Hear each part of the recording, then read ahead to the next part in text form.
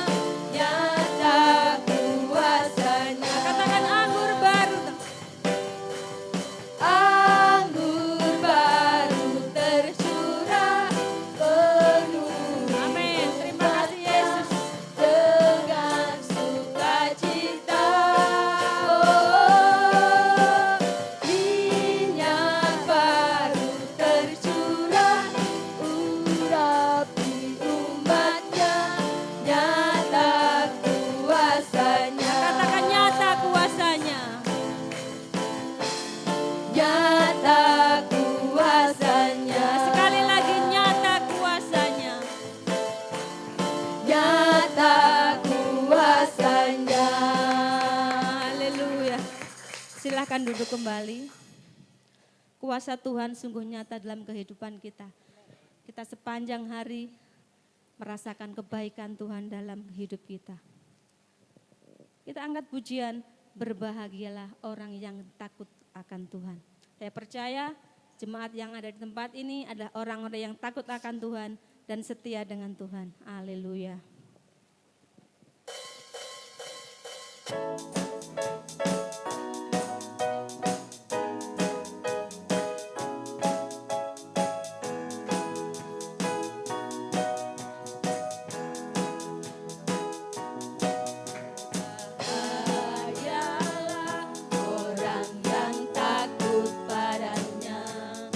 Berbahagialah orang yang setia padanya, dia akan menikmati hujan berkat-berkat-Mu hari ini, esok dan selamanya. Berbahagialah, berbahagialah orang yang takut padanya. Berbahagialah orang yang setia padanya, dia akan menikmati hujan berkat-berkat-Mu hari ini, esok dan selamanya.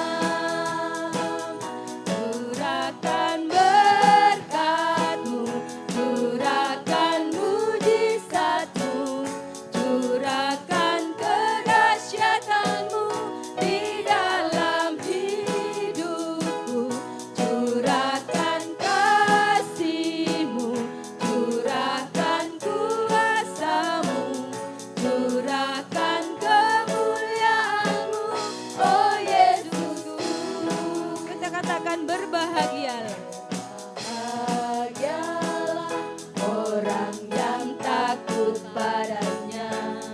Berbahagialah orang yang setia padanya, dia akan menikmati hujan berkat-berkat-Mu hari ini, esok dan selamanya. Esok dan selamanya. Katakan curahkan berkat-Mu Tuhan. Curahkan mujizat-Mu, curahkan kedahsyatan-Mu di dalam hidupku. Curahkan kasih-Mu, curahkan kuasa-Mu, curahkan kemuliaan-Mu, oh Yesusku. Curahkan Tuhan, curahkan berkat-Mu, curahkan mujizat-Mu, curahkan kedahsyatan-Mu di dalam hidupku. Curahkan kasih-Mu, curahkan kuasa-Mu, curahkan kemuliaan-Mu, oh Yesus. Curahkan kemuliaan-Mu, curahkan kemuliaan-Mu, oh Yesusku. Curahkan kemuliaan-Mu, curahkan kemuliaan-Mu, oh Yesusku. Saya berikan kesempatan bagi Bapak Ibu Saudara yang ingin menyaksikan cinta kasih Tuhan. Saya persilahkan.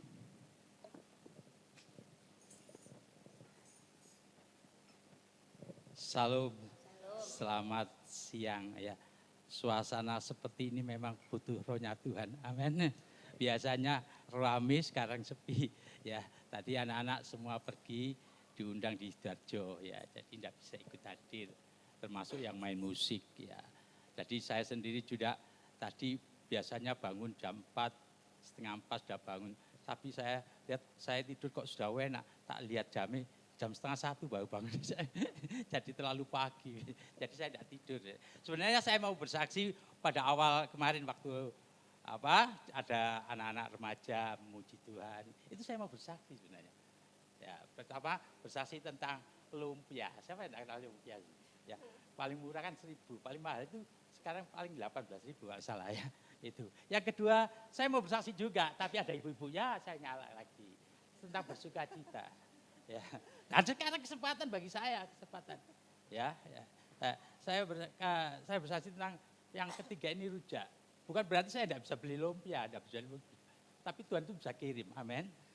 Jadi saya kepingin rujak, ya Tuhan kirim. Pingin lumpia, ya Tuhan kirim. Tetapi yang itu bagian dari makan. Tetapi yang saya kemarin waktu saya mengantarkan anak saya, ya Grace sama Mima itu sebenarnya bukan saya, sebenarnya anak saya. David apa nih? Pak nganterin, waduh saya itu kalau saya itu suruh menunggu itu rasa-rasa Bapak itu. Pekerjaan, ada pepatah begini, pekerjaan menunggu itu sangat membosankan. Ya, namanya Bapak ya ngalah saudara ya.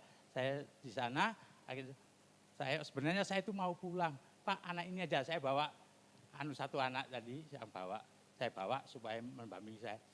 Ani namanya. Pak, Mas saya tunggu anak ini aja, saya tak pulang.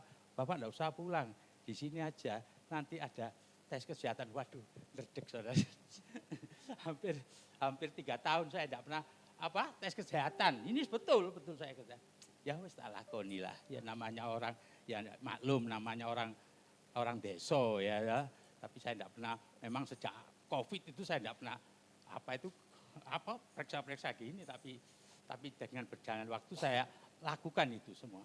Ya, dengan berjalan waktu di situ ada kolesterol, ada diabetes, ada asam urat. Ini yang tiga-tiganya itu penyakit yang boleh menjalar kepada setiap manusia. Tapi saya bersyukur. Jadi tiga-tiganya itu tidak ada, saudara. Ya, saya bersyukur dengan keadaan semikian.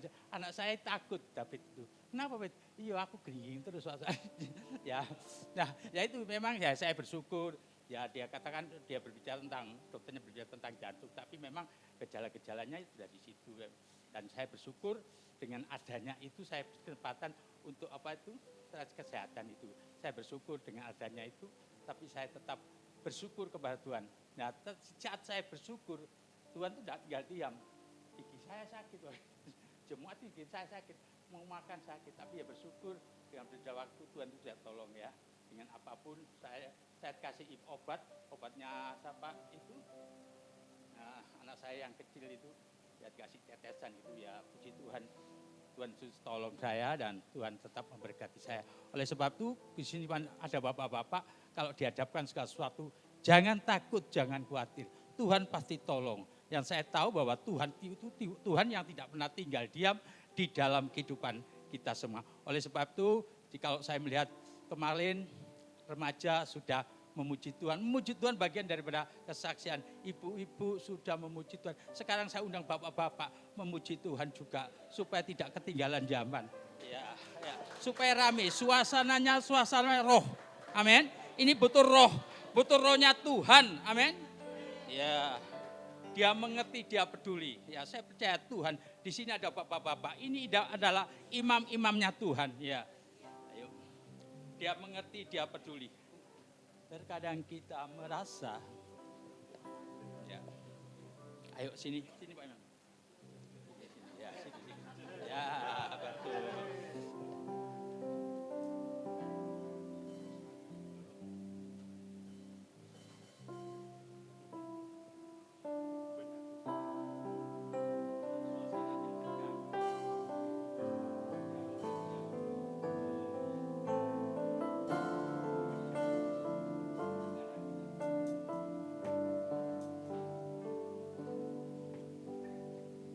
Terkadang kita merasa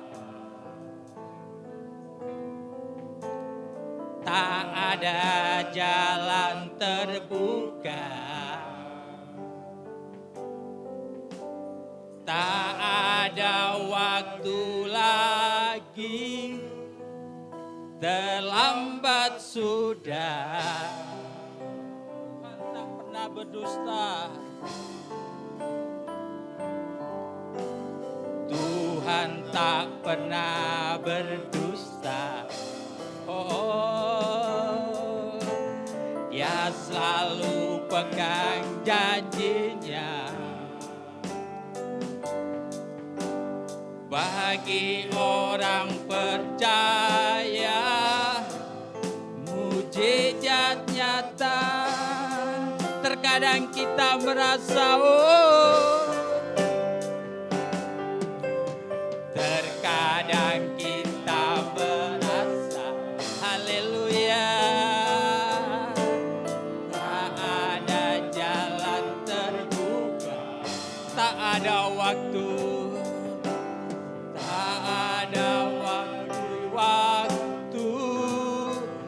terlambat sudah.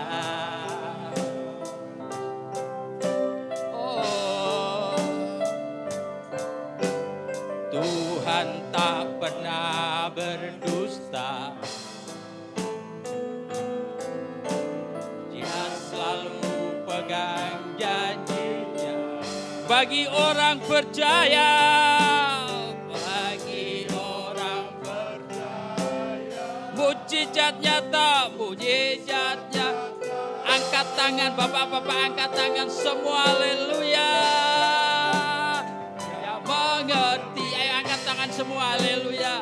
Yang peduli persoalan yang sedang terjadi. Yang mengerti, dia peduli persoalan yang kita hadapi. Namun satu yang dia minta, agar kita percaya sampai mujizat menjadi nyata. Dia mengerti, haleluya. Dia mengerti, dia peduli persoalan yang sedang terjadi. Dia mengerti, dia peduli persoalan yang kita hadapi. Namun satu yang dia minta, agar kita percaya sampai mujizat menjadi, sampai mujizat menjadi, sampai mujizat menjadi nyata. Haleluya.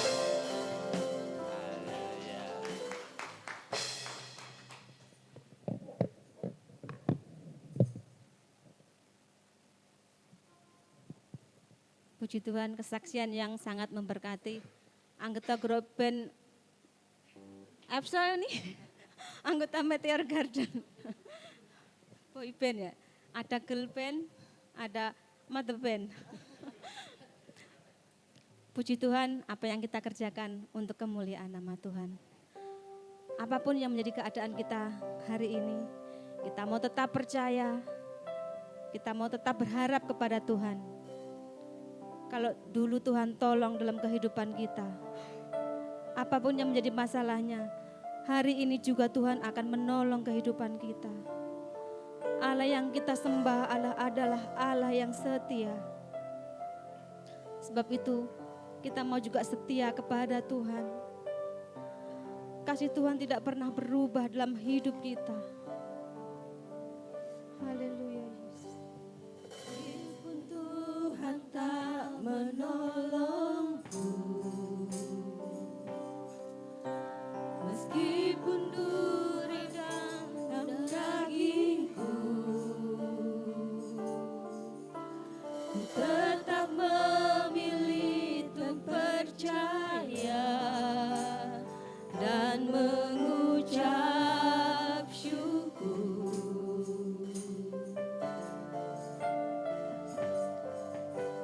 Meskipun doaku tak terjawab, meskipun hatiku habis lenyap, ku tetap memilih untuk percaya dan mengucap syukur. Dari awal kita pujian ini, saya undang jemaat untuk bangkit berdiri. Meskipun Tuhan tak menolongku, meskipun duri dalam dagingku, ku tetap memilih percaya dan mengucap syukur.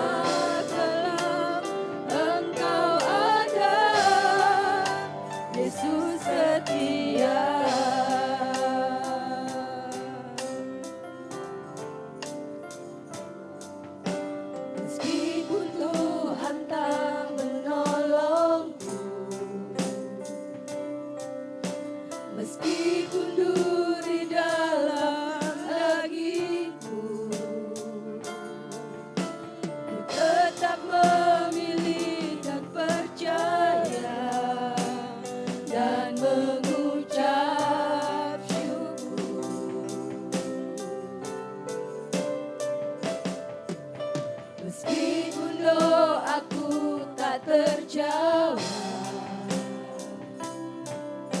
meskipun hatiku habis lenyap, Kami tetap memilih untuk percaya kepadamu Tuhan. tetap memilih untuk percaya dan mengucap syukur.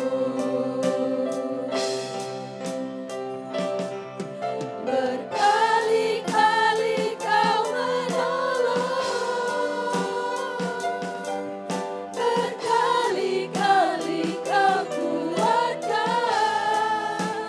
dalam rasa sakit Engkau ada, Yesus setia. Berkali-kali Engkau menolong kami. Berkali-kali kau menolong, berkali-kali kau kuatkan, dalam lembah gelap Engkau ada, Yesus setia. Dengan iman kita katakan berkali-kali Engkau menolong. Berkali-kali kau menolong, berkali-kali kau kuatkan, dalam rasa sakit Engkau ada, Yesus setia.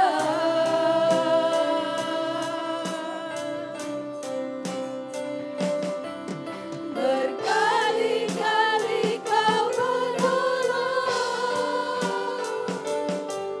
berkali-kali kau kuatkan, dalam lembah gelap Engkau ada, Yesus setia. Mari jemaat nyanyikan pujian ini. Berkali-kali. Berkali-kali kau menolong, Banyak kali Engkau menolong kami Tuhan. berkali Dalam rasa sakit kami Engkau senantiasa menolong kami. dalam Engkau yang kuatkan kami Tuhan saat kami lemah. Engkau ada, Engkau Allah yang senantiasa menyertai kehidupan kami. Karena Engkau adalah Allah yang setia. berkali-kali kau menolong, berkali-kali kau kuatkan, dalam lembah gelap Engkau ada, Yesus setia. Berkali-kali Engkau menolong.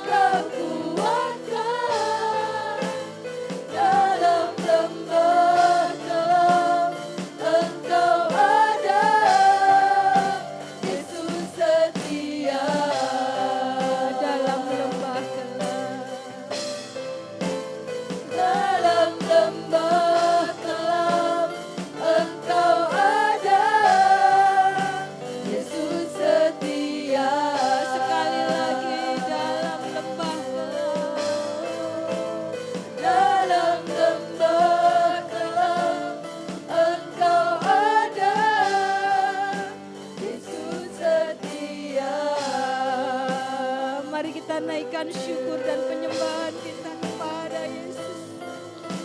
Haleluya.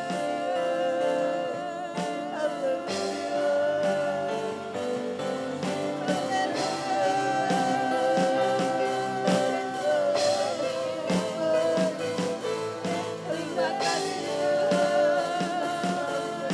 Kau yang menolong kami. Kau yang berikan kami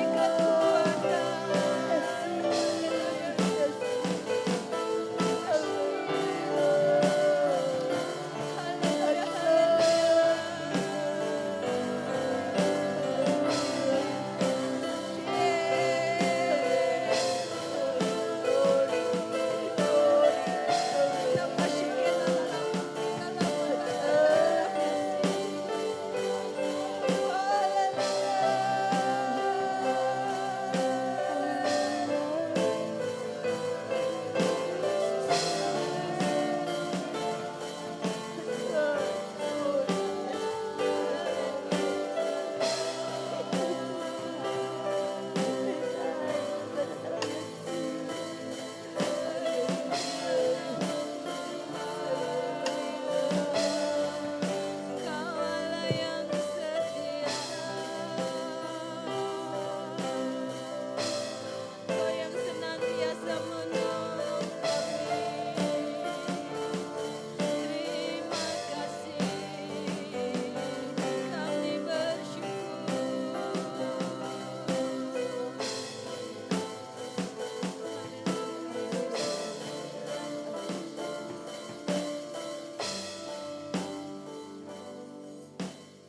Kali-kali Kau menolong,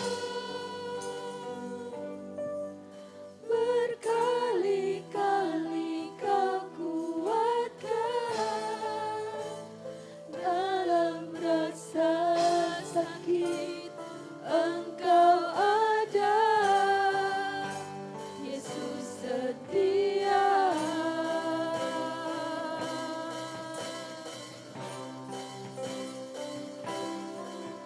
Berkali-kali Kau menolong, berkali-kali Kau kuatkan dalam lembah gelap. Engkau ada, Yesus setia. Berkali-kali Kau menolong kami. Berkali-kali Kau menolong, berkali-kali Kau kuatkan dalam rasa sakit. Engkau ada, Yesus setia.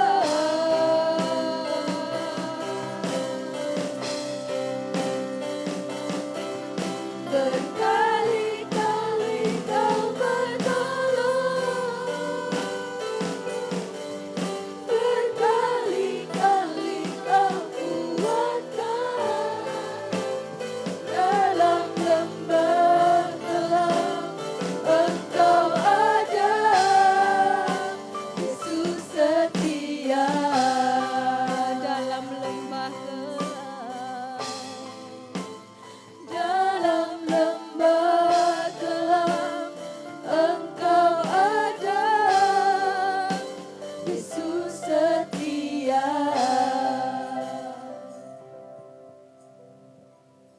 Tuhan Yesus, kami mengucap syukur, kami berterima kasih Tuhan buat penyertaan Tuhan yang sempurna atas hidup kami, buat kasih-Mu yang sempurna atas hidup kami. Terima kasih Tuhan, Engkau Allah yang selalu peduli, Engkau Allah yang selalu mengerti akan setiap kehidupan kami. Kami juga berterima kasih kalau Engkau berkali-kali sudah menolong kami, kalau Engkau sudah berkali-kali menguatkan kami. Terima kasih Tuhan, terima kasih kami punya Allah yang hidup, Allah yang berkuasa. Terima kasih Tuhan, kami sudah memuji dan memuliakan nama Tuhan. Biarlah pujian penyembahan kami boleh menyenangkan hati Tuhan. Terima kasih Tuhan Yesus, terima kasih. Sebentar kami rindu diberkati dengan kebenaran firman-Mu Tuhan. Berbicaralah kepada setiap jemaat-Mu, terlebih urapi hamba-Mu yang sudah Engkau persiapkan. Kami menyiapkan hati kami Tuhan, menjadi tanah hati yang subur, yang siap ditaburi dengan kebenaran firman-Mu. Terima kasih Tuhan Yesus, terima kasih. Kami serahkan ibadah kami dari awal, pertengahan hingga akhirnya. Hanya di dalam nama Tuhan kami Yesus Kristus kami sudah berdoa dan mengucap syukur. Haleluya, amin. Puji nama Tuhan. Selamat pagi Bapak Ibu semua. Haleluya. Ya, hari ini kita akan diberkati oleh hambanya Ko Yunus. Ini ketua sekolah minggu yang ada di GPD Haleluya. Waktu dan tempat saya persilakan.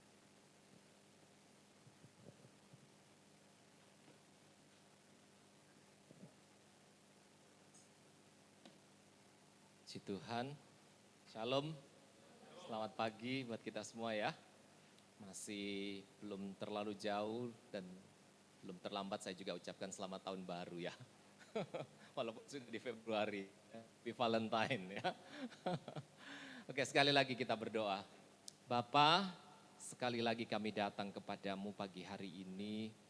Kami menyediakan hati kami, pikiran kami, untuk kami boleh belajar mengerti apa yang Engkau mau pada pagi hari ini.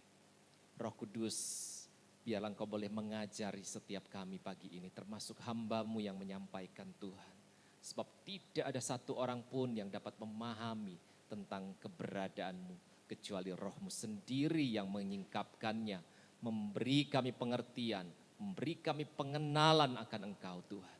Ambil alih, kuasai ruangan ini dengan kehadiran-Mu semata-mata. Terima kasih Tuhan, kami sambut Engkau di dalam nama Tuhan Yesus Kristus. Amin. Puji Tuhan, saya pertama-tama menyampaikan terima kasih kepada Tuhan Yesus tentunya sebagai kepala gereja Gembala Agung kita yang memberi kesempatan untuk saya bisa berbagi dengan Bapak Ibu kembali pada pagi hari ini.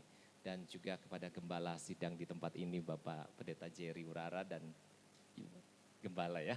Dan semua sidang jemaat dan majelis yang ada di tempat ini. Izinkan hari ini saya tidak sedang menggurui ya, tetapi saya rindu berbagi apa yang Tuhan taruh di dalam hati saya kepada Bapak Ibu sekalian. Mungkin sedikit agak diralat tadi kalau disebut ketua pelayan sekolah minggu per tahun lalu kami sudah regenerasi, jadi sekarang Ibu Meling yang ketuanya ya, karena saya sudah cukup lama menjabat. Saya menyadari 12 tahun itu waktu yang tidak singkat ya. Tapi kami masih tetap ada di dalam wadah pelayanan sekolah minggu. Jadi bukan resign dari pelayanan tidak, tapi secara struktur ya, sadar diri ya, tahu diri.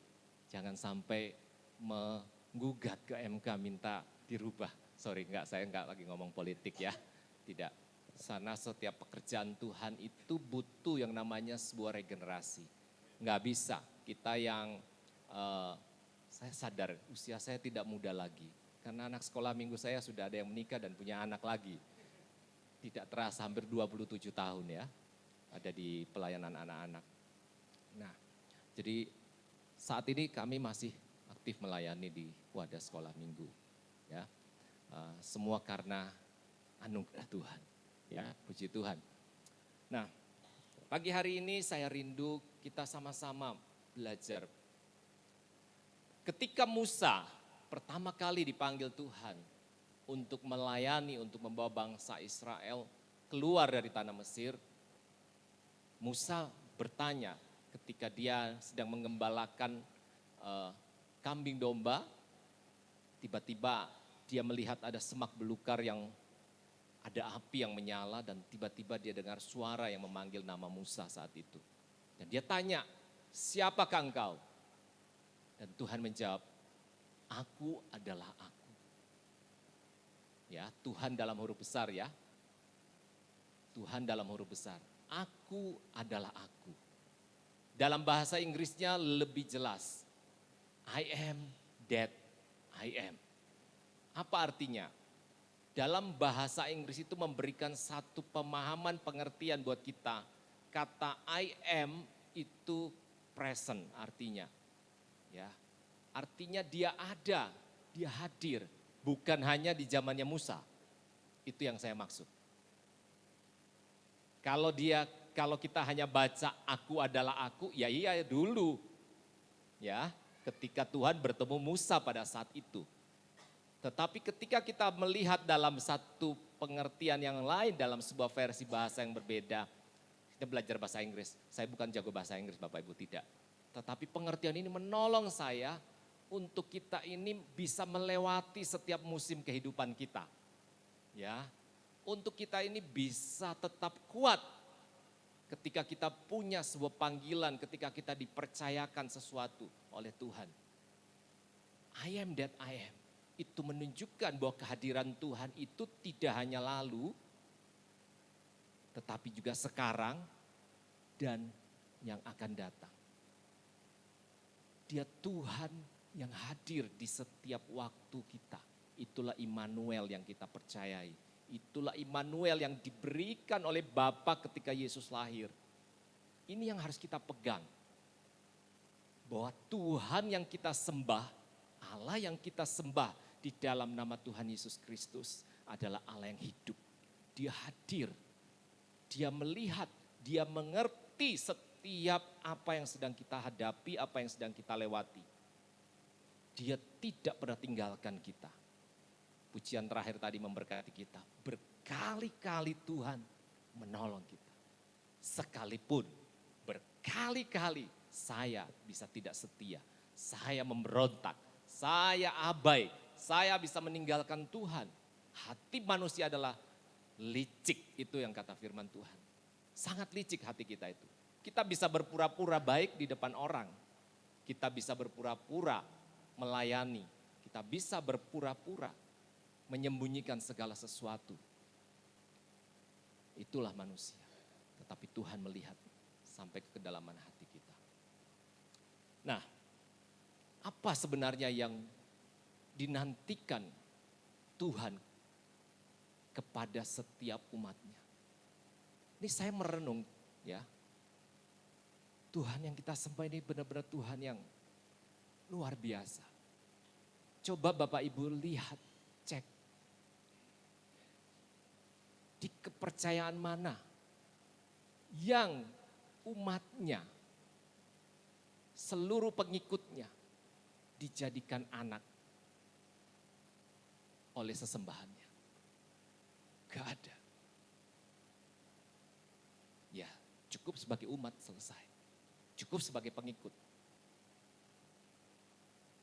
Hanya di dalam Kristus. Pijakan pertama kita ketika kita percaya kepada Yesus. Identitas pertama yang Tuhan taruh dalam hidup kita. Kita diadopsi menjadi anak. Ini sesuatu yang sangat berbeda dengan konsep kepercayaan apapun yang ada di luar sana. Kenapa kita memilih mengikut Yesus? Selain dia datang dari sorga untuk menyelamatkan, menebus dosa kita. Tetapi tidak ada Allah. Sekali lagi, tidak ada Tuhan, tidak ada dewa yang menjadikan pengikutnya, yang percaya kepada dia, yang menyembah dia, menjadi anak. Tidak ada. Bapak Ibu di sini saya lihat rata-rata sudah berkeluarga, punya anak. Kalau Bapak Ibu punya anak, ketika kita melihat anak kita lahir, apa hal yang Bapak Ibu rindukan kepada anak? Apa yang paling kita nantikan ketika kita punya anak? Kita rindu melihat anak kita menjadi dewasa. Kita rindu melihat anak kita bertumbuh dalam keadaan sehat. Kita rindu sampai satu hari ada istilah kita, dia akan jadi orang. Ya. Pertanyaannya ketika dia bayi lahir sudah orang belum? Ya sudah orang ya. Tapi bukan itu yang dimaksud. Jadi ada satu kerinduan yang Tuhan nantikan kepada setiap kehidupan kita, saya dan Bapak Ibu sekalian. Jadi belajar hal-hal yang Tuhan taruh sebenarnya ada di dalam hidup kita sebagai orang tua ketika kita punya anak. Sebenarnya itu adalah cerminan, gambaran adalah kerinduan hatinya Bapa kepada setiap kita. Tidak ada orang tua yang kepengen hidup anaknya itu susah. Tidak ada orang tua yang kepengen anaknya itu hidupnya menderita, sakit-sakitan. Gak ada. Setiap kita kalau boleh, ketika anak sakit, kalau boleh jangan anaknya sakit, saya aja yang sakit. Itu manusia. Pernahkah kita merenungkan? Tuhan yang kita sembah juga punya perasaan, pikiran, hati yang sama. Allah yang kita sembah bukan Allah yang ngawang, yang misterius, yang tidak bisa dikenal Bapak Ibu.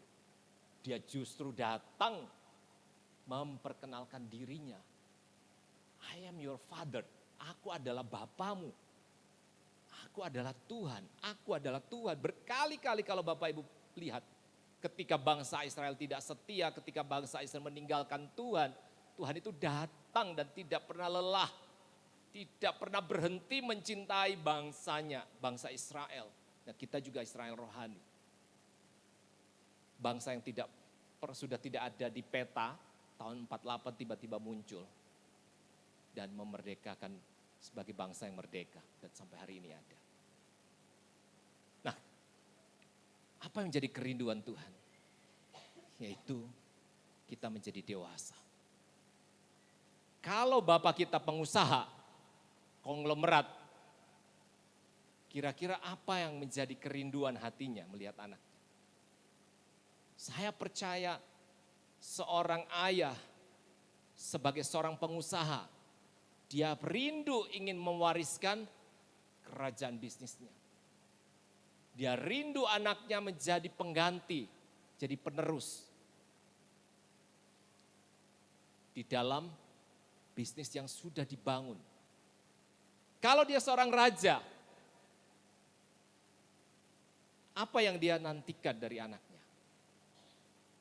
Dia rindu melihat anaknya menjadi pangeran-pangeran yang satu hari kelak juga akan memerintah bersama-sama dengan dia. Terlibat di dalam pekerjaannya. Mengambil bagian di dalam proyeknya Tuhan. Hal yang sama sebenarnya. Yang juga kita lakukan ketika kita punya anak. Mari kita renungkan hal ini. Saya ngomong seperti ini, saya juga takut. Ya. Artinya apa? Tuhan itu serius banget dengan kita. Jadi kalau kita setengah-setengah hati, kita main-main dengan hal apapun yang Tuhan percayakan, kita akan menerima konsekuensinya. Anak-anak saya sudah tumbuh mulai dewasa ya. Satu sudah kuliah baru tahun lalu.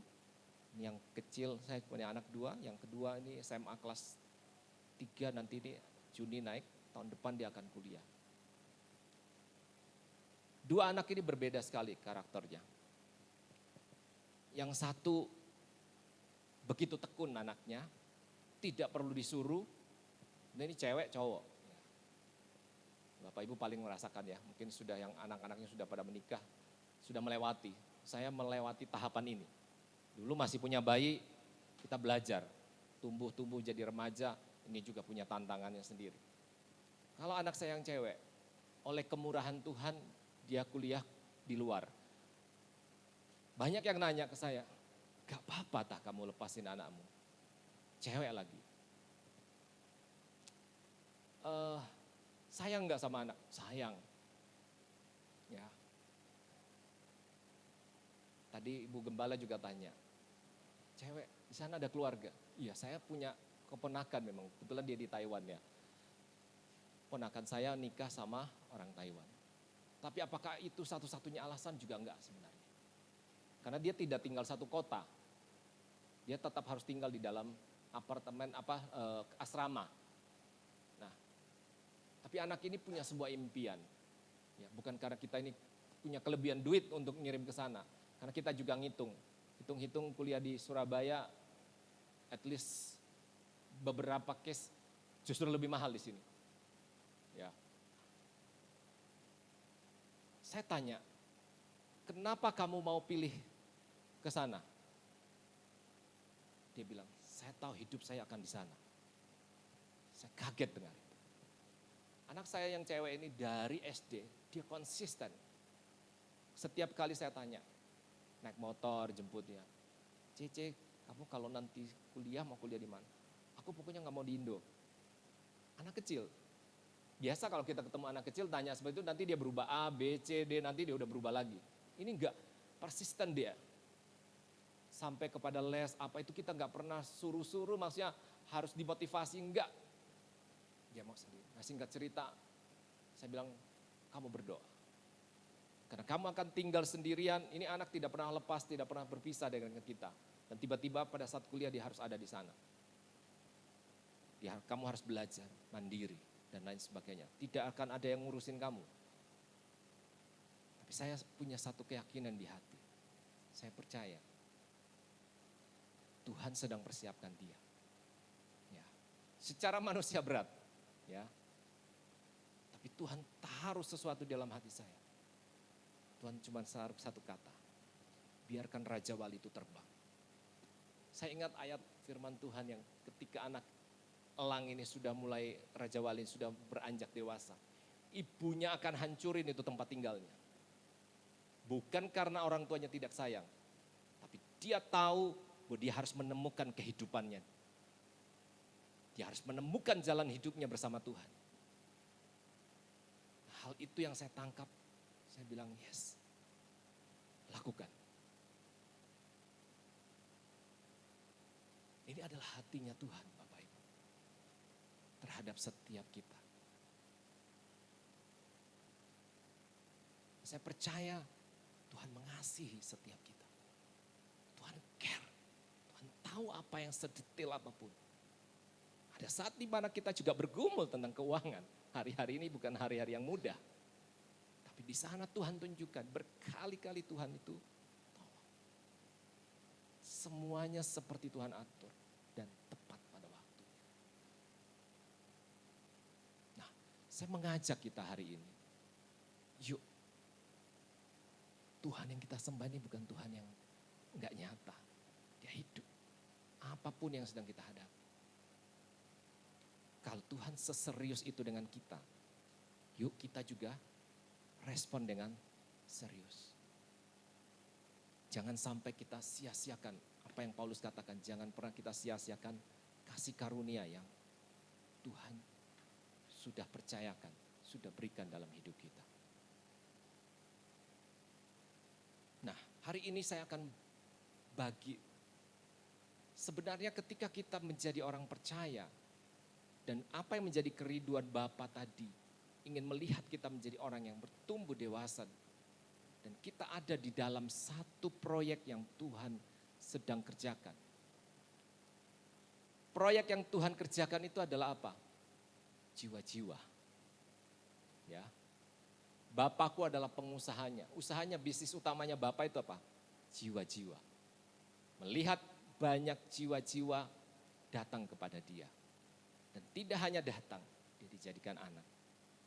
Kita punya sebuah panggilan ketika kita telah menerima menjadi orang percaya dan menjadi anaknya. Percaya aja gak cukup, kita harus menjadi anak. Karena di sanalah kita menerima segala penyediaannya Tuhan. Beda, kalau bukan anak, dia ada di luar. Kalau anak pasti ada di dalam rumah. Nah, di dalam melayani Tuhan, itu ada dua hal yang perlu kita betul-betul sadari dan pahami.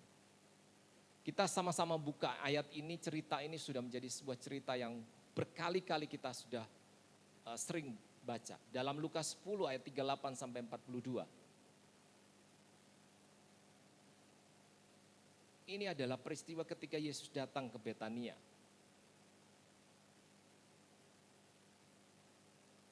Kisah Maria dan Marta. Lukas pasal yang ke-10 ayat 38 sampai dengan 42. Ketika Yesus dan murid-muridnya dalam perjalanan, tibalah ia di sebuah kampung. Seorang perempuan yang bernama Marta menerima dia di rumahnya. Perempuan itu mempunyai seorang saudara yang bernama Maria. Maria ini duduk dekat kaki Tuhan dan terus mendengarkan perkataannya. Sedang Marta sibuk sekali melayani, ia mendekati Yesus dan berkata, "Tuhan, tidakkah engkau peduli bahwa saudaraku membiarkan aku melayani seorang diri? Suruhlah dia membantu aku." Tetapi Tuhan menjawabnya, "Marta, Marta, engkau khawatir dan menyusahkan diri dengan banyak perkara. Tetapi hanya satu saja yang perlu. Maria telah memilih bagian yang terbaik dan yang tidak akan diambil daripadanya." Cerita ini bertahun-tahun bahkan di sekolah minggu kita sudah dengarkan. Tapi ada dua pesan penting yang kita perlu pahami. Melayani Tuhan dengan melayani pekerjaannya adalah dua hal yang berbeda. Marta dan Maria adalah gambaran dari dua hal yang berbeda tersebut. Melayani yang pertama adalah kita melayani pribadinya, yang kedua adalah melayani pekerjaannya. Ini dua hal yang berbeda. Apa yang dilakukan oleh Maria, dia sedang mendengarkan Yesus. Ini bicara tentang bagaimana Maria sedang melayani pribadinya Tuhan. Apa yang dilakukan oleh Marta, dia sedang sibuk melayani pekerjaan. Kita tidak boleh terjebak dalam dua pengertian ini. Jangan sampai kebalik. Kita bisa menjadi begitu sibuk di dalam sebuah kegiatan pelayanan pekerjaan yang Tuhan percayakan, tapi kita bisa kehilangan waktu kita datang untuk melayani pribadinya.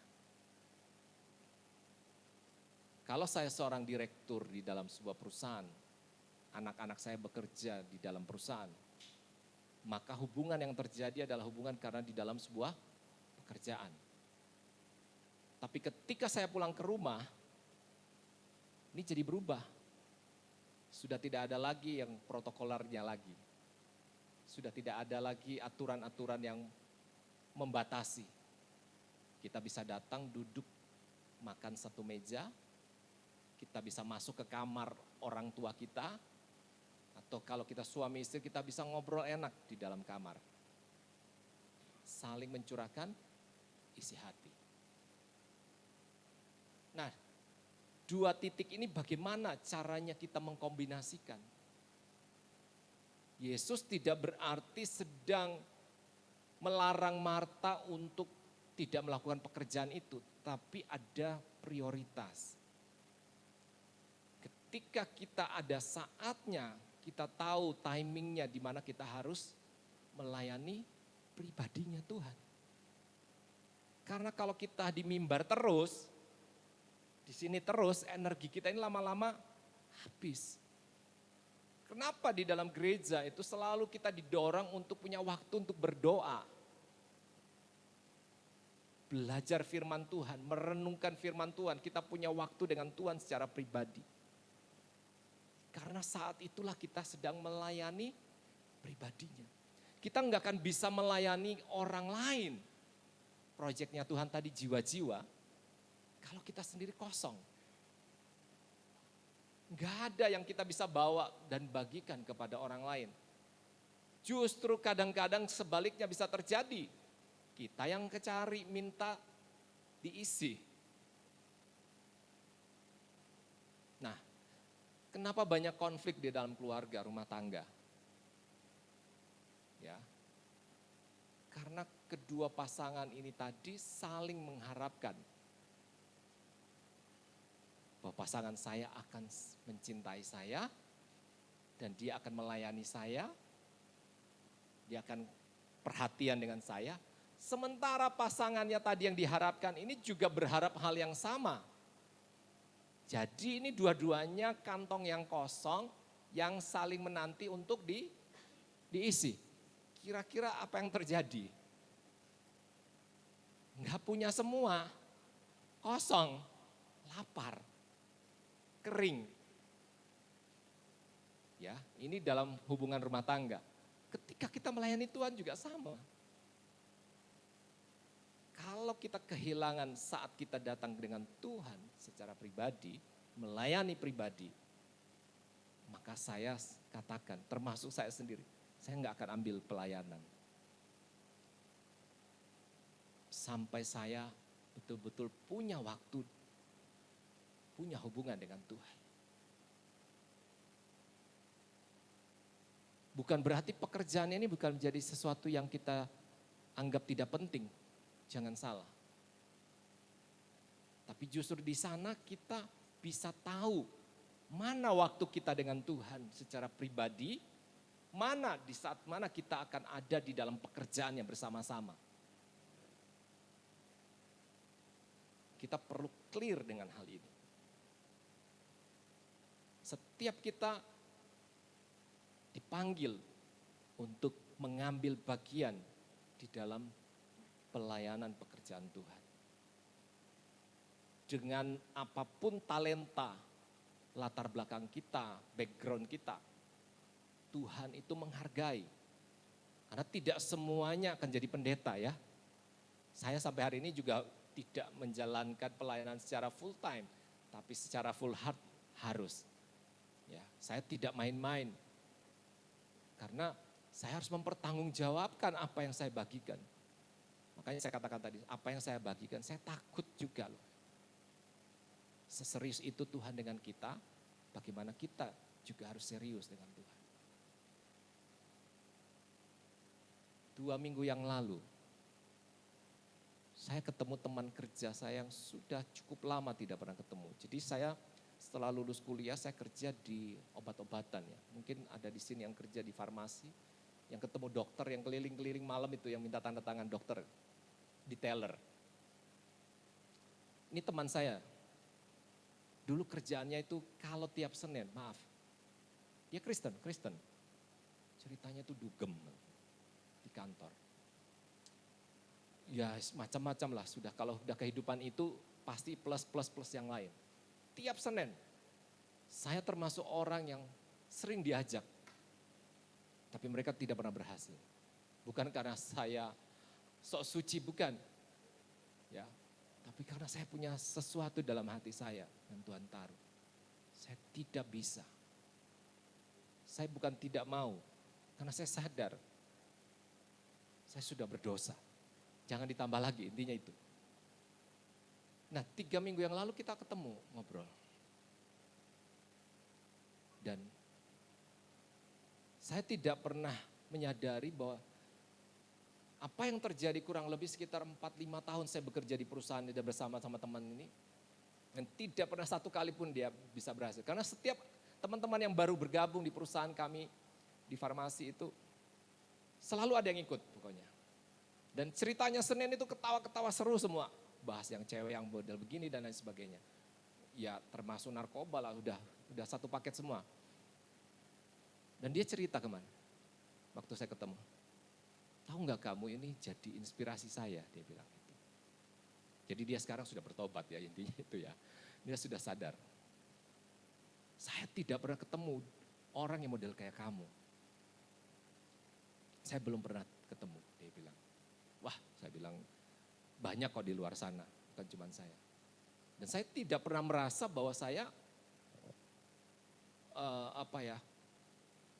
mengkhotbahi dia, tidak. Tapi dia lihat dari jalan hidup saya. Itu satu kemuliaan buat Tuhan ya. Jadi saya kaget waktu dia cerita seperti itu. Dan saya katakan, ini waktunya saya bilang, kamu harus hidup lebih sungguh-sungguh lagi dengan Tuhan. Kenapa? Tuhan masih beri kesempatan buat kamu. Dia ngobrol itu karena dia kaget karena dia kena diabetes ya. HbA1c-nya itu sudah 12 kalau nggak salah. Jadi kalau dia ke toilet kencing gitu udah banyak semut. Nah, tapi akhirnya dia minum obat ya, di terapi dan lain sebagainya. Sekarang udah turun, tapi masih di angka 6 atau 7. Normalnya kan harus di bawah 5, 5,4 apa 5,3. Itu HbA1c itu mengukur gula darah 3 bulan terakhir rata-rata di dalam darah. Oke, singkat cerita, dia ngobrol seperti itu, saya bilang, ya, saya hanya jadi perantara, saya bilang.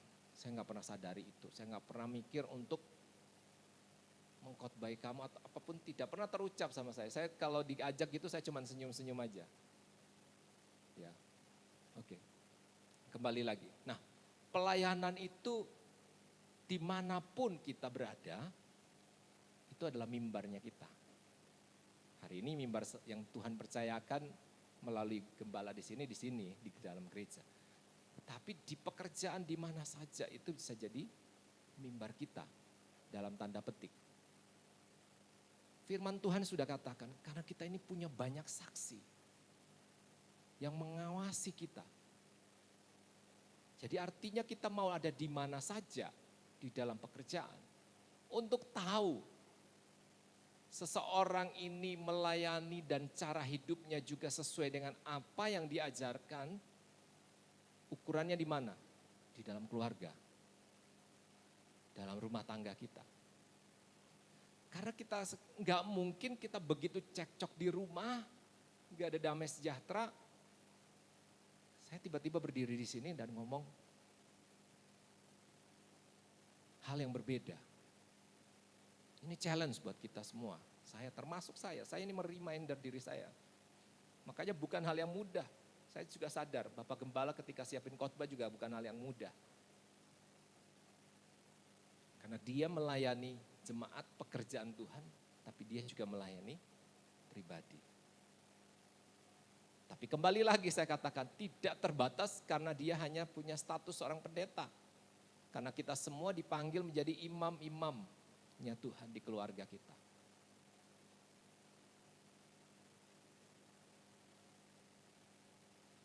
Apa yang menjadi motivasi kita dalam melayani Tuhan, itu akan menentukan apa yang akan kita terima dari Tuhan. Bisa jadi mahkota yang Tuhan janjikan, atau justru kita yang seperti yang di dalam Matius katakan apa? Bukannya orang yang berseru-seru, Tuhan, Tuhan yang akan masuk. Bahkan Tuhan bilang, aku tidak kenal engkau.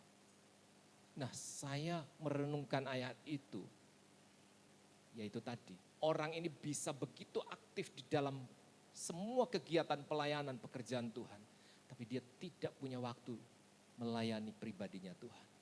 Itulah yang menyebabkan muncul ayat itu. Karena orang bisa punya karunia yang begitu luar biasa, tapi dia kehilangan Tuhan saat dia dengan Tuhan secara pribadi. Siapa itu? Simson. Karunianya jalan. Main perempuannya juga jalan. Baca Bapak Ibu. Mengerikan. Dan itu bisa terjadi di dalam gereja, bisa.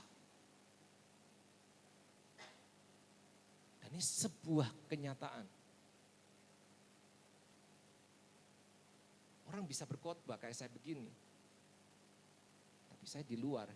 Bapak Ibu kan nggak tahu apa yang saya kerjakan. Saya bisa bersembunyi, makanya saya katakan hati manusia itu begitu licik. Ini hari-hari terakhir Bapak Ibu ya. Gak main-main. Sepertinya kita sedang di bawah suatu keadaan yang begitu nyaman, tenang. Tapi tiba-tiba Tuhan datang. Tuhan bisa datang dengan dua cara ya. Tiba-tiba sewaktu-waktu kita pulang. Selesai, game over. Tidak kenal usia. Gak harus tunggu tua. Hari-hari ini. Kemarin teman saya seangkatan saya berangkat. Seusia saya. Ini di Grand Heaven sekarang. Ya, gak ada yang tahu. Lihat situasi dunia sekarang. Ini memberikan sebuah warning buat kita sebenarnya. Sadarilah. Makanya firman Tuhan berjaga-jagalah. Karena waktunya sudah dekat.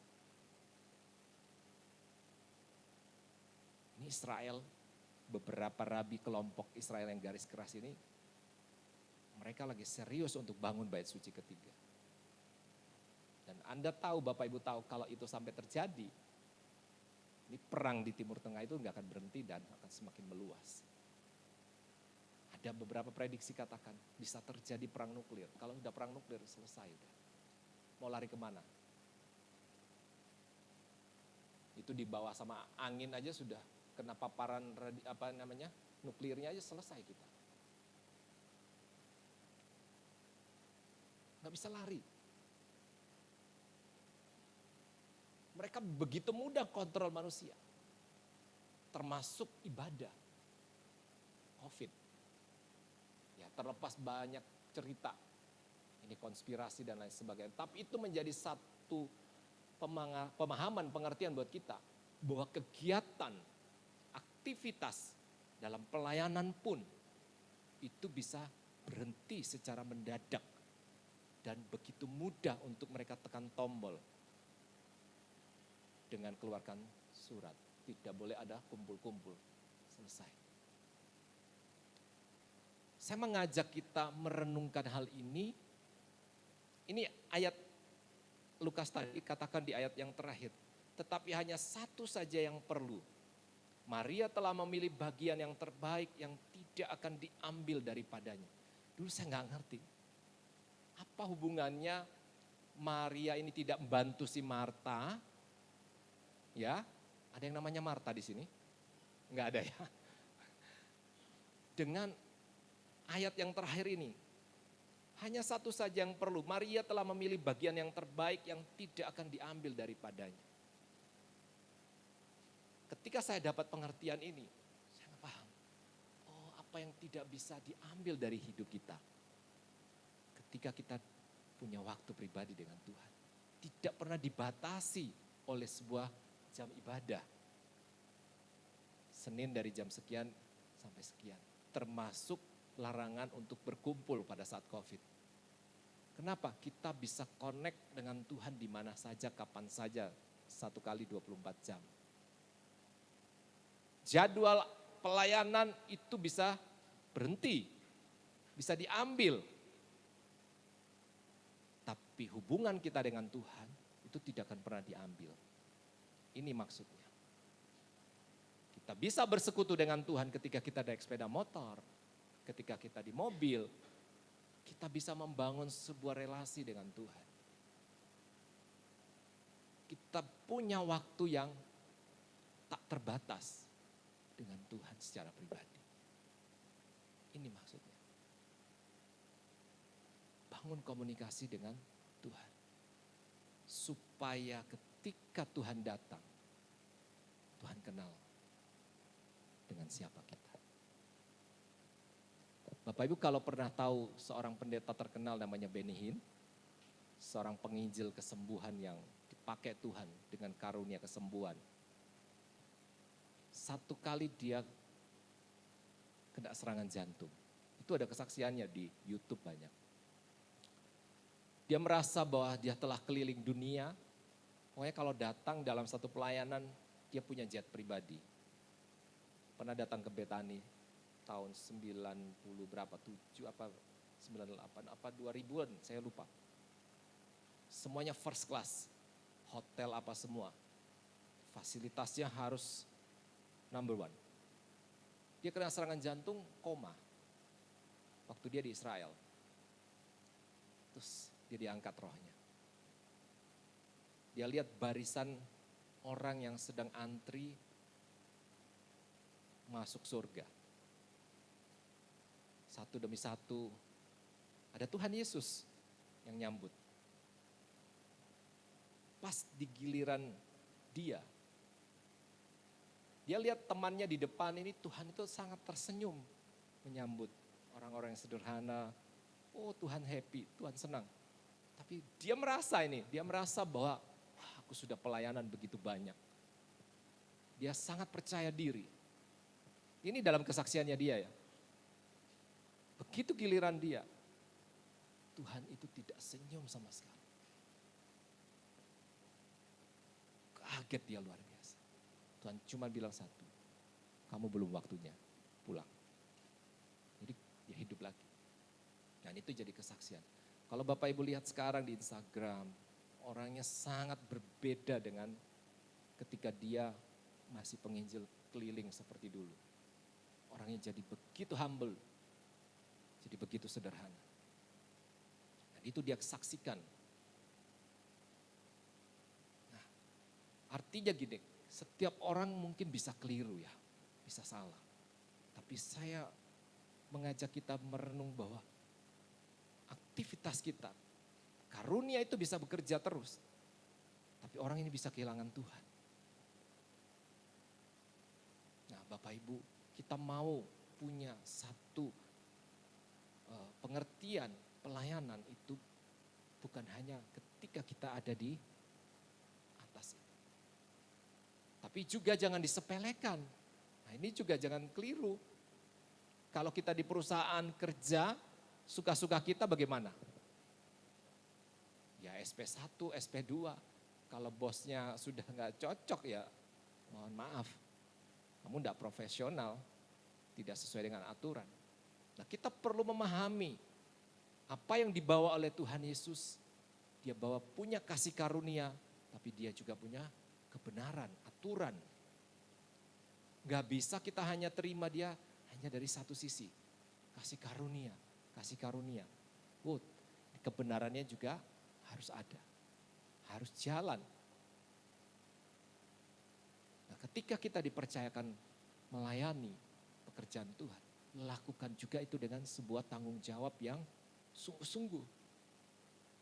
Bukan seperti untuk manusia kata firman Tuhan, tapi untuk Dia. Sang Raja di atas segala raja, Bapa kita. Ya saya cuma buat sederhana aja. Ketika kita punya anak dikasih tugas, dia bisa selesaikan dengan baik. Itu menyenangkan hati orang tua. Belajar gak harus disuruh-suruh. Bahkan hal yang tidak dia minta pun orang tua tiba-tiba bisa nawarin, kamu mau apa? Kurang gak uang sakunya? Itu menjadi sesuatu yang real sebenarnya. Apa yang Alkitab ajarkan ini adalah sebuah realita yang kita hadapi sebenarnya dalam hidup. Kita bagaimana kita membangun hubungan kita dengan pasangan kita, dengan anak kita. Itu juga kerinduan hati Tuhan sebenarnya buat umatnya. Tidak perlu terlalu mikir yang jauh-jauh. Sekarang lagi ramai orang debat dengan teologi dan lain sebagainya. Tidak salah ya, saya bukan orang yang menolak, saya juga belajar. Tapi jangan sampai kita kehilangan esensi dari apa yang dibawa oleh Kristus. Apa yang dibawa oleh Yesus bukan berita tentang agama, bukan tentang ritual gereja, tapi sebuah hubungan itu yang paling penting. Yang terbaik, bagian yang terbaik yang harus kita punya, kita mengalami relasi dengan Tuhan. Tanpa itu mati. Sebab Yesus itu bawa kehidupan buat kita. Kehidupan itu hanya lahir dari sebuah hubungan. Kapan seorang wanita yang sudah menikah dia bisa punya anak? Ketika dia melakukan hubungan sebagai suami istri. Bayangkan kalau kita tidak mengalami sebuah hubungan dengan Tuhan, kita kosong. Nah, tadi lagi, kembali lagi. Berharap kita mau berbagi ke orang lain, tapi kita sendiri juga sedang kosong. Apa yang kita bagikan? Orang ini lagi minta air misalnya, lagi haus. Tapi kita nggak punya air. Bahkan yang lebih mengerikan kita juga sendiri sedang haus. Dan akhirnya banyak orang akan mencari air pengganti, substitusi. Nah, Bapak Ibu, saya mengajak kita, mendorong kita, yuk sama-sama. Kita sudah dipanggil, kita sudah ditebus. Hargai apa yang pengorbanan yang Tuhan sudah berikan buat kita.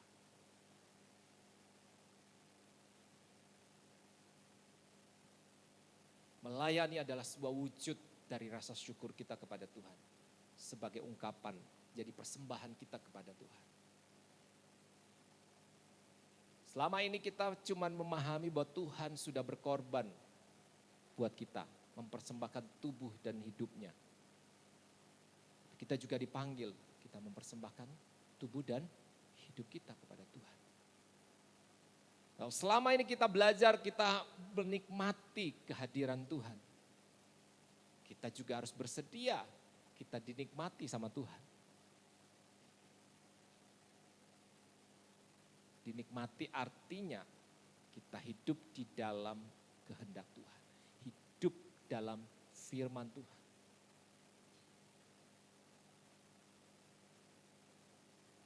Itulah yang menjadi kerinduan hati Tuhan.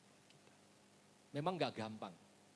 Saya sebagai seorang yang masih bekerja, ya, ketika saya masih kerja ikut orang memang jadi satu pergumulan. Karena saya punya satu kerinduan yang Tuhan taruh untuk saya bisa mengambil bagian di dalam pelayanan.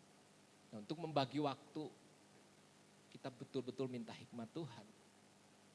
Karena jangan sampai saya terlibat di dalam pelayanan begitu aktif, sementara saya masih punya tanggung jawab pekerjaan di kantor, apalagi kita kerja ikut orang. Kita tidak akan jadi kesaksian. Ya. Saya berdoa, saya minta pekerjaan yang fleksibel. Yang artinya saya bisa ngatur ritme pekerjaan saya. Ya, setiap orang punya kebutuhan masing-masing ya. Saya tidak bisa memberikan satu list, harus begini enggak. Tapi saya beri kita prinsipnya apa yang kita bisa lakukan. Yang paling penting adalah dengan segenap hati. Itu kata kuncinya dulu. Mau dikasih pelayanan apapun, hanya sebatas terima tamu, yang memang match dengan waktunya kita. Ada kesempatan yang Tuhan percayakan, ambil itu dan kerjakan itu dengan sepenuh hati kita. Bukan berapa banyaknya saya melakukan. Bukan berapa seringnya saya di dalam schedule. Tapi seberapa saya sungguh-sungguh atau tidak. Dan bertanggung jawab atau tidak dengan apa yang dipercayakan. Poinnya di sana. Ada istilah the right man in the right place. Orang yang tepat di tempat yang tepat. Plus ada satu lagi, in the right time. Di waktu yang tepat. Jadi kita harus punya 3. Sesuai karunia, talenta yang Tuhan percayakan.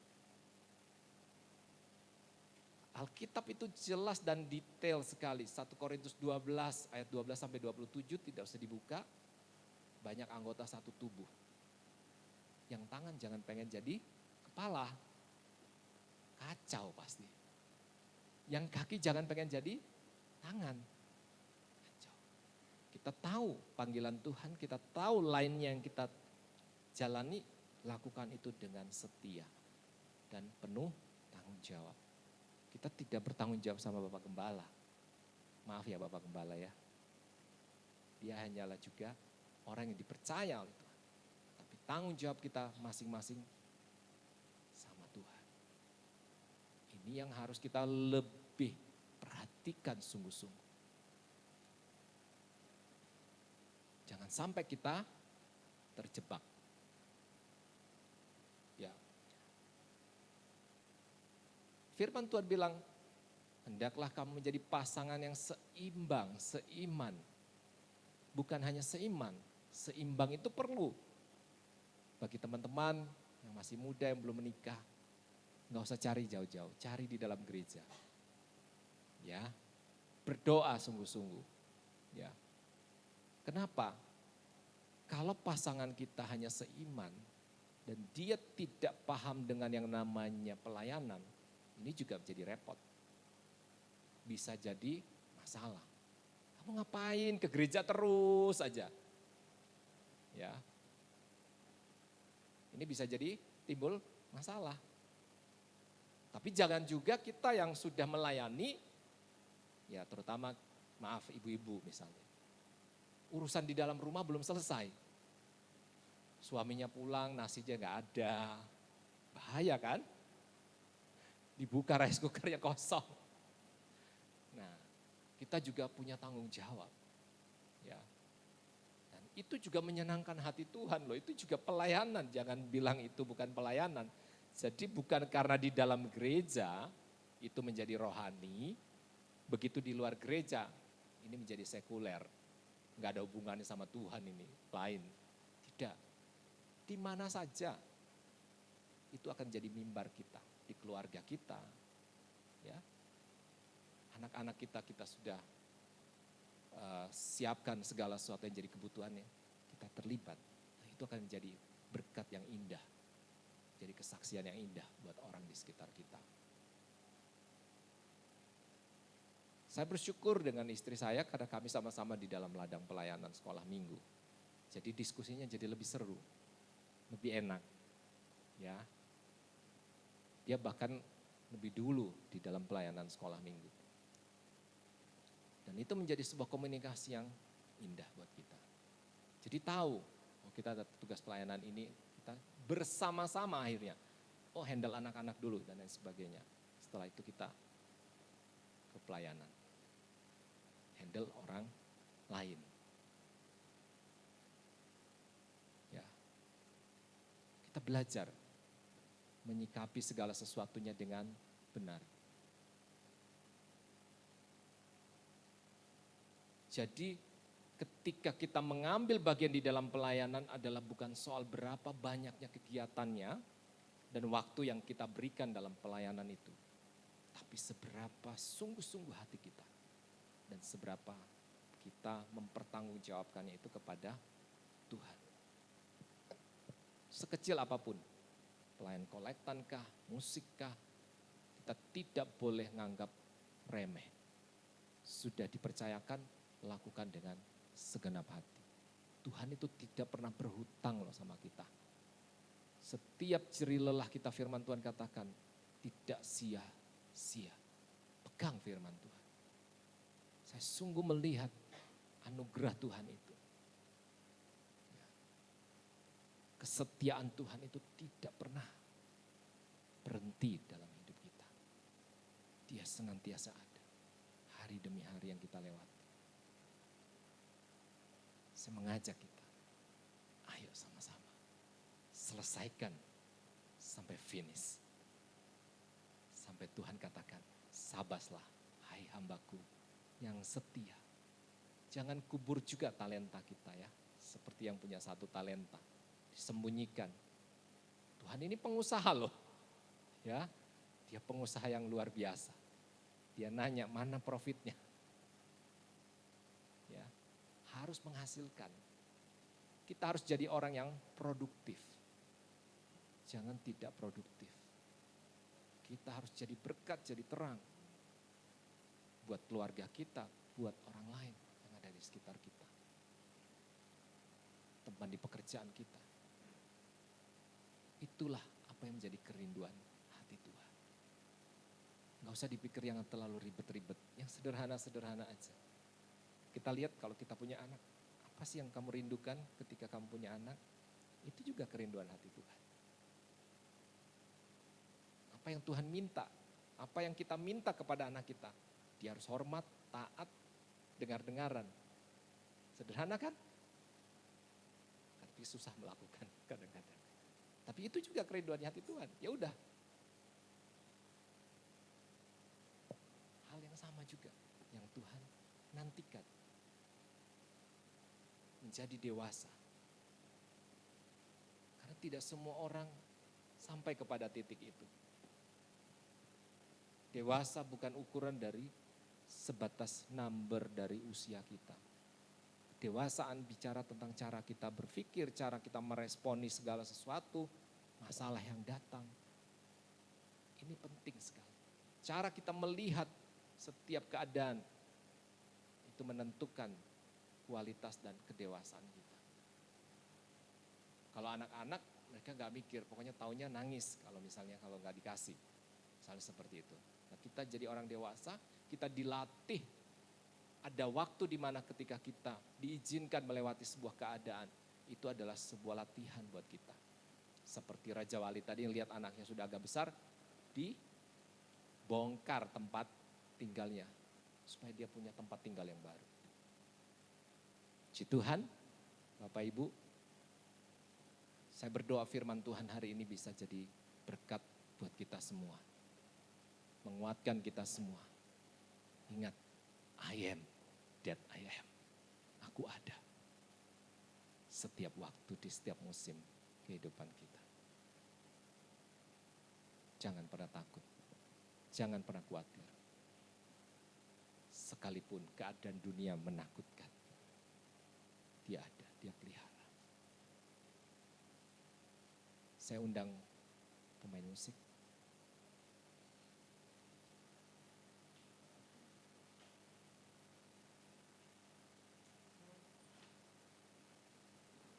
Kita angkat pujian yang terakhir tadi ya sebelum firman Tuhan.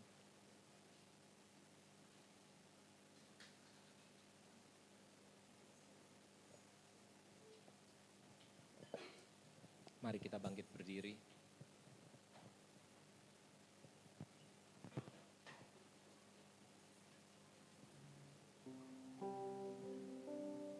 Mari datang bukan karena kebiasaan kita setiap minggu. Mari datang dengan hati yang terbuka. Bicara sama Tuhan. Tuhan tahu apa yang sedang dialami oleh setiap Bapak Ibu. Tuhan mengerti.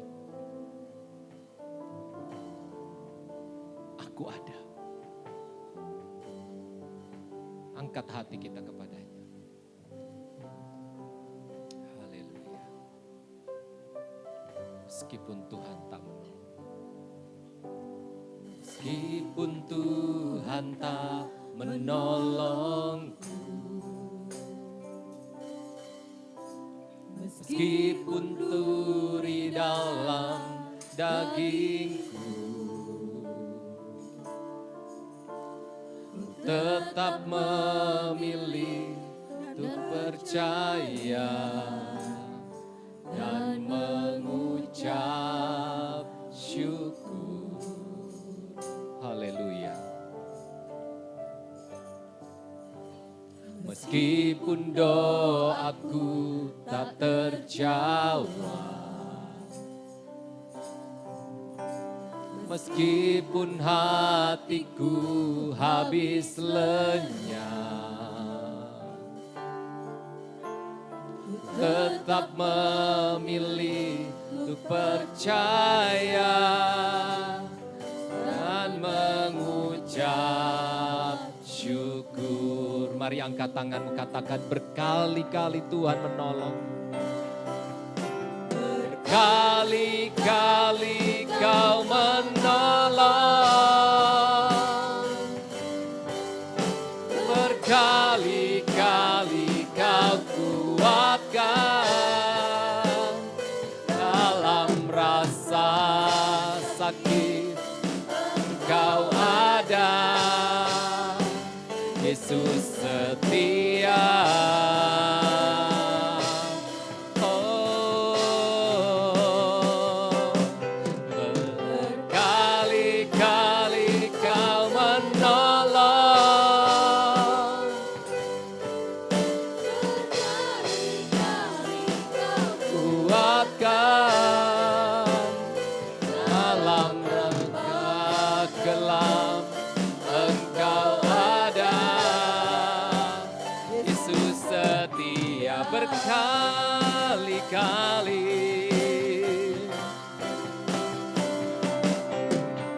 Berkali-kali menolong. Angkat hatimu kepadanya pada siang hari. Dengar umatku, dengar anakku. Aku ada. Aku hadir. Kau ada. Tuhan setia. Kami percaya akan kasih setiamu Tuhan. Kami percaya akan kasih-Mu. Oh, oh, berkali-kali Kau kuatkan dalam lembah kelam Engkau ada, Yesus setia. Oh, berkali-kali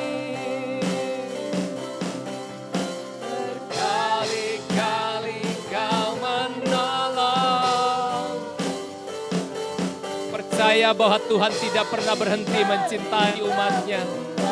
Tuhan tidak pernah menjadi lelah. Tuhan tidak pernah meninggalkan kita. Dia ada. Dia setia. Dia setia berkali-kali. Berkali-kali Kau menolong. Oh Yesus, Kau kuatkan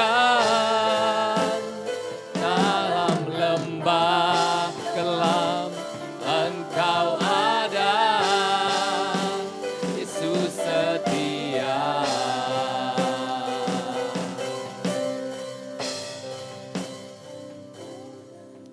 Berkali-kali Kau menolong,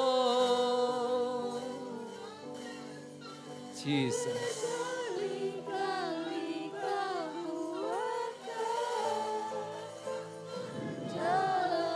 Jesus. Holy Spirit, jamah kami. Haleluya.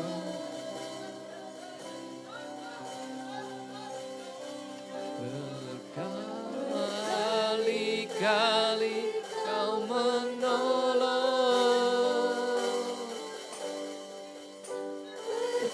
Berkali-kali Kau kuatkan dalam lembah kelam Engkau ada, Yesus setia. Oh,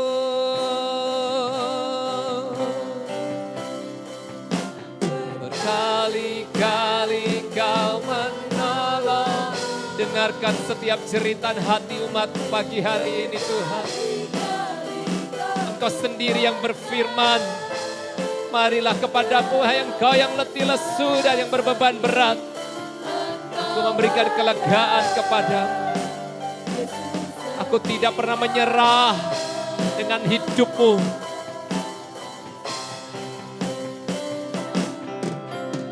Berkali-kali Kau menolong. Berkali-kali Kau kuatkan dalam lembah kelam Engkau ada, Yesus setia. Sekali lagi katakan berkali-kali Tuhan. Berkali-kali Kau menolong. Angkat imanmu pada pagi hari ini.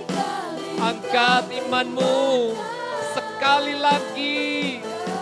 Percaya kepada kesetiaannya. Kau ada, Yesus setia.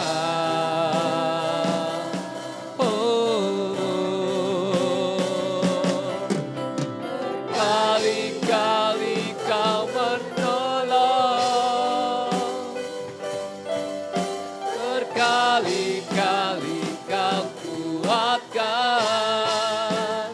dalam lembah kelam Engkau ada, Yesus setia. Dalam lembah kelam, dalam lembah kelam Engkau ada, Yesus setia. Dalam lembah,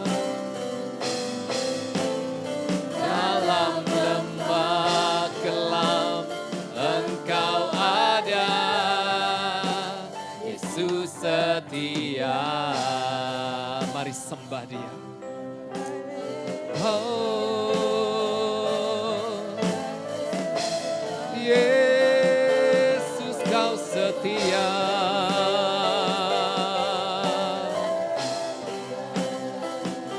Haleluya. Yesus Kau setia. Kau pernah tinggalkan kami, tak pernah biarkan kami. Yesus, panggil Dia, panggil nama Yesus, nama yang berkuasa, nama yang membebaskan, nama yang melepaskan. Dalam nama Yesus, dalam nama Yesus, oh dalam nama Yesus, ada kuasa yang mengalir saat pagi hari ini, ada kasih yang mengalir dalam nama Yesus, dalam nama Yesus, dalam nama Yesus Kristus Tuhan.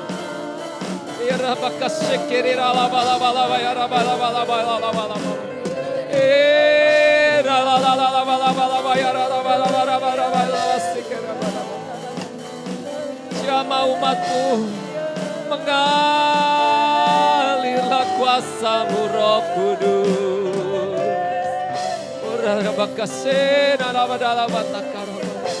Dalam nama Yesus, dalam nama Yesus, Jesus, dalam nama Yesus, dalam nama Yesus, Tuhan Yesus.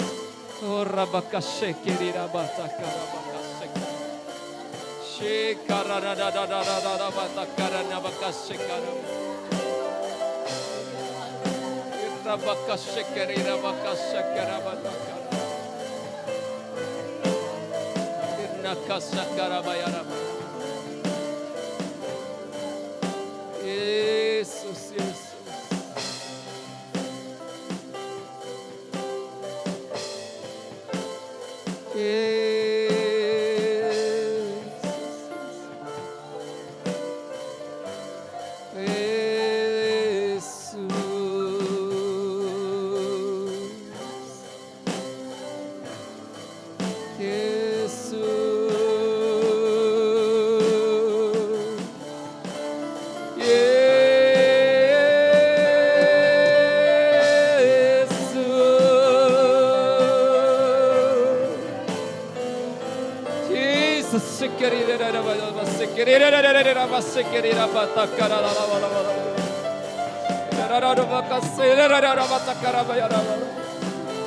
Lepaskan umat-Mu dalam nama Yesus.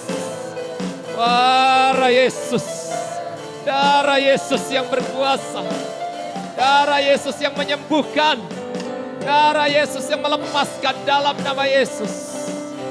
Dalam nama Yesus, Engkau bebas lagi. Engkau lepas dalam nama Yesus. Setiap ikatan-ikatan belenggu dipatahkan di dalam nama Yesus. Setiap kepahitan, setiap amarah dicabut di dalam nama Yesus Kristus. Tuhan pulihkan Tuhan.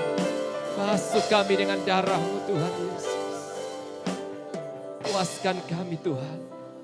Isi setiap kami Tuhan. Penuhi bejana-bejana kami pagi hari ini Bapa. Penuhi kami dengan air kehidupan-Mu Tuhan. Bersihkan kami dengan air kehidupan yang daripada. Roh Kudus Engkau mengajar kami. Roh Kudus Engkau berperkara kepada setiap anak-anak-Mu pagi hari. Tuhan Engkau tahu, Engkau melihat setiap umat-Mu pagi hari. Engkau memberkati setiap rumah tangga yang ada Tuhan. Hubungan suami dengan istri yang mulai kering Tuhan. Engkau pulihkan kembali di dalam nama Yesus. Kami tidak izinkan si jahat mengambil, mencuri damai sejahtera yang ada di tengah keluarga kami. Kami minta Tuhan anugerah-Mu nyata di tengah-tengah kehidupan kami. sesuai dengan firman-Mu. Engkau sungguh ada dan Engkau hadir menyertai setiap langkah-langkah hidup kami. Masa depan bagi anak-anak kami yang terbaik yang Kau sediakan Tuhan. Kehidupan yang terbaik yang mereka dapatkan Tuhan. Biarlah kiranya anugerah-Mu menjaga, melindungi setiap anak-anak kami Tuhan. Biarlah mereka tumbuh menjadi anak-anak yang takut dan gentar akan Engkau Tuhan. Lindungi mereka daripada yang jahat Tuhan. Luputkan kami semua dari hal yang jahat Tuhan. Dalam nama Yesus, beri kami hikmat sebagai orang tua.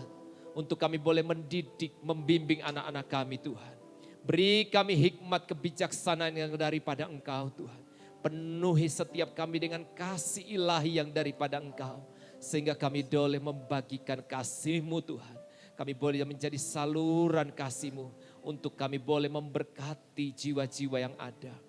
Tuhan, setiap kami yang telah dipanggil untuk menjadi pelayan-pelayan yang ada di tempat ini Tuhan. Biarlah kami boleh melayani Engkau dengan segenap hati kami Tuhan. Dengan penuh tanggung jawab bukan kepada manusia. Tetapi kepada Engkau sendiri sebagai Bapa, sebagai Tuhan dan Allah kami yang hidup. Biarlah kami boleh bertanggung jawab dan mempertanggungjawabkannya ketika kami kembali nanti satu hari kelak. Kami mau Tuhan, kami mau ketika kami berhadapan dengan Engkau. Engkau boleh berkata, sabaslah hai hambaku yang setia. Bahkan Tuhan, Engkau boleh menyambut kami dengan sukacita Tuhan. Terima kasih Tuhan, jaga kami Tuhan. Lindungi kami, mampukan kami Tuhan. Karena kami tidak mampu tanpa Tuhan. Kami butuh Tuhan, kami perlu Engkau.